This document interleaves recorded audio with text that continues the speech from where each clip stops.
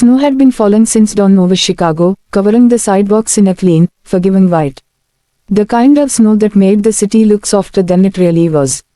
But inside Hawthorne Orpe's financial tower, nothing was soft. Glass walls reflected polished marble floors. Employees moved quickly, heels clicking in rhythm with ticking clocks. Efficiency was the air people breathed here. At the top floor corner office stood Daniel Hawthorne, CEO and architect of one of the fastest growing investment firms in the Midwest. He was known for his precision, his discipline, his unwavering commitment to performance. He believed in one rule: your habits determine your future. And his habits were ironclad. सुबह के 5 बजे, wake up. सुबह के 5:15 बजे, run 5 miles. सुबह के 6 बजे, black coffee.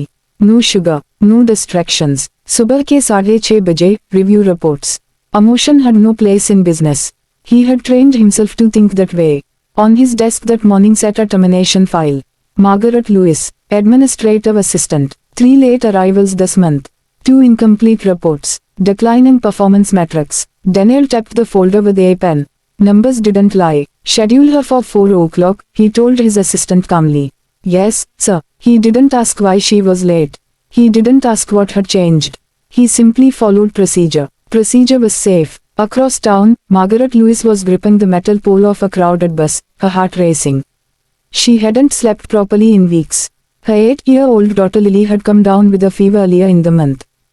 The pharmacy bill had taken half her savings. Then the heating unit in their apartment had failed. Then the bus routes changed for winter construction. Life had become a storm of small disasters. Margaret had always been responsible, always punctual, always dependable, until exhaustion began stealing minutes from her mornings. When she stepped into the office lobby that afternoon, she felt the weight of something inevitable pressing down on her chest. The receptionist avoided eye contact. Her शाम के 4 बजे meeting was already on the schedule. At शाम के 3:45 बजे, something unexpected happened. The lobby doors slid open, and a tiny figure stepped inside. Lily. Her cheeks were pink from the cold. Her coat was slightly too thin for the weather. She clutched her stuffed rabbit tightly. She had walked 3 blocks after school. She had overheard her mother crying on the phone the night before. They're going to fire me. Lily didn't fully understand corporate policies or performance metrics. But she understood one thing clearly. If her mom lost her job, they might lose their home. And it was almost Christmas. She approached the receptionist timidly. Excuse me, is the boss here? The receptionist blinked in surprise. Sweetie, do you have an appointment? No, Lily whispered. But it's important. Perhaps it was the season. Or perhaps it was the look in Lily's eyes. Within minutes, an assistant escorted her upstairs. At exactly शाम के 4 बजे, Margaret sat stiffly in the leather chair across from Daniel Hawthorne's desk. He adjusted his cufflinks before opening the file. Ms. Lewis, he began, voice even, we've reviewed your recent performance. Unfortunately, the data shows. A soft knock interrupted him. He frowned. I'm in a meeting. The door cracked open slightly. A tiny voice drifted into the room. Please, don't fire my mom. The words were barely louder than a breath. Daniel looked up sharply. Margaret turned pale. Lily. The little girl stepped inside slowly, boots leaving faint snow prints on the polished floor. She wasn't dramatic. She wasn't loud. She just walked forward and stood in front of Daniel's massive desk.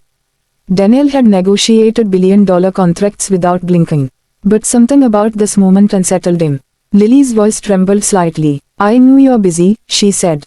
And I know grown-ups make important decisions. But my mom tries really hard. Margaret's eyes filled with tears. Sweetheart, you shouldn't be here. It's okay, Daniel said quietly, though he wasn't sure why.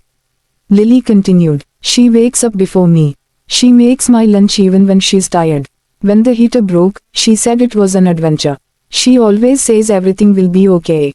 She swallowed. But yesterday she cried in the kitchen. The room fell silent. Daniel felt something unfamiliar pressing against his chest. Lily stepped closer. If she loses this job, we might have to move again. And I just made a friend at school.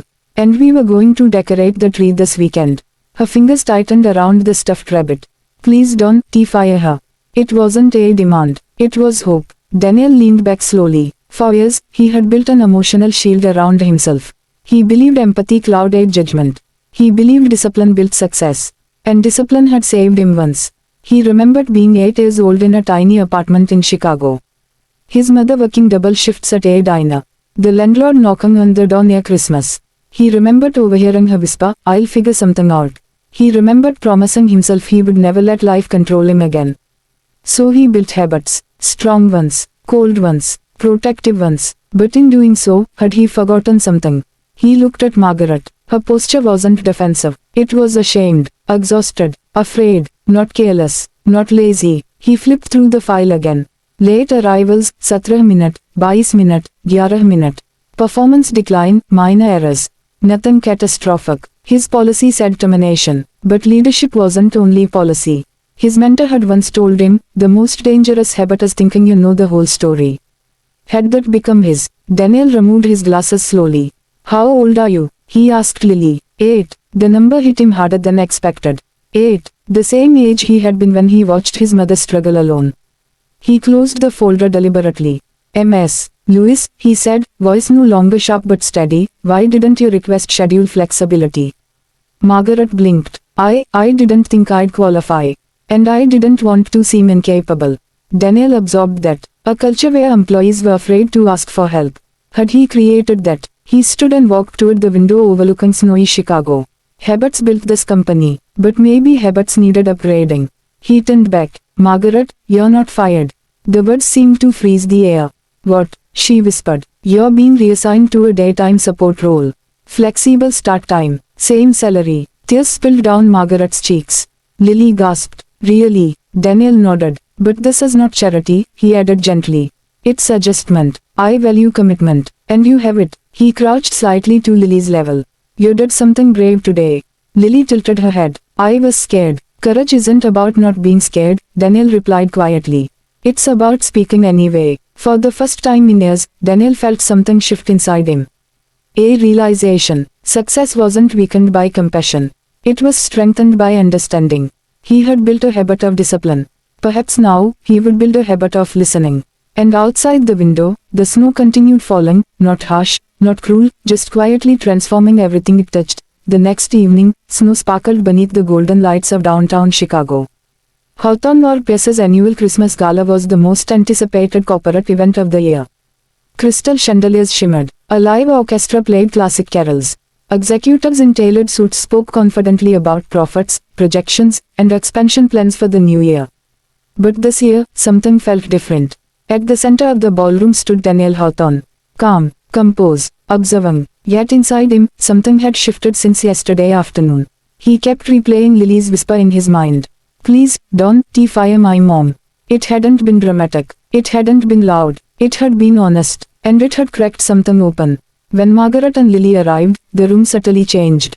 Margaret wore a modest navy dress she had carefully ironed 3 times. Lily wore a bright red dress with tiny silver stars stitched along the hem. Her stuffed rabbit peeked out of her small purse. They both hesitated at the entrance. This world wasn't built for people like them. But before doubt could grow, Daniel walked across the ballroom himself. Conversations paused. The CEO did not usually greet guests personally. He stopped in front of them and smiled, genuinely. "I'm glad you came." Margaret nodded nervously. "Thank you, for everything." Daniel looked down at Lily. "Did you bring your courage with you tonight?" Lily grinned shyly. "Yes." "Good," he said. "You might need it." Moments later, Daniel stepped onto the small stage at the front of the ballroom. The orchestra quieted, glasses lowered. He looked at the crowd, hundreds of employees who had helped him build an empire. "For years," he began, "I've spoken to you about discipline. About consistency. About the power of habit." Heads nodded. That was classic Daniel Hawthorne. "But yesterday," he continued, voice softer, "I was reminded of something important." The room grew still. Habits shape companies, but they also shape culture. He paused. And sometimes, habits need to evolve. A few executives exchanged confused glances. Daniel's eyes found Lily in the crowd. "Yesterday, someone very brave reminded me that numbers tell part of a story. But not the whole story." Margaret felt her heart race. "This company," Daniel continued, "has built a habit of excellence. But starting January, we will also build a habit of empathy." Whispers moved across the room. "We are launching a flexible family initiative.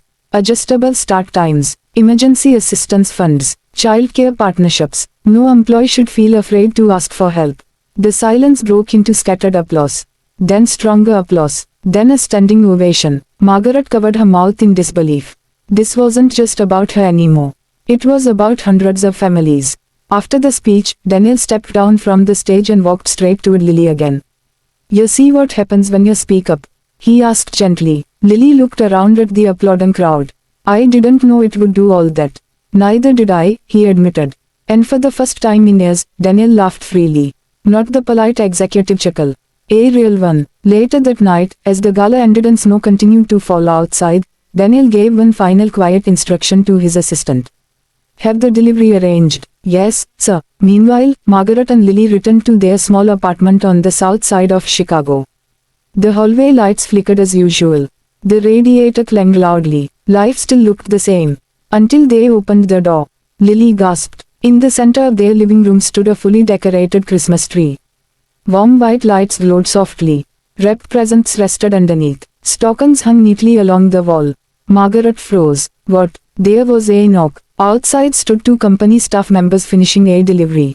A grocery voucher, a heating repair confirmation, and an envelope. Margaret's hands trembled as she opened it.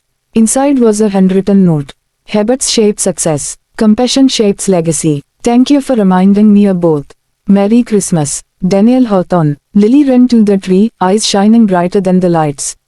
Mom, look, there's even ornaments. Margaret sank onto the couch, tears streaming down her face, but this time they weren't tears of fear. They were tears of relief. Of dignity restored. Of hope returned. Across the city, Daniel stood alone by the window of his penthouse office. He looked out at Chicago's skyline, glowing under winter stars. For years, he believed strength meant control.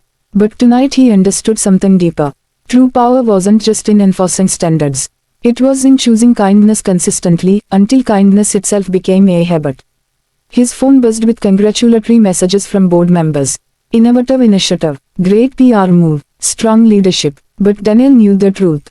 It wasn't strategy. It was a whisper. And sometimes, the smallest voice carries the greatest change.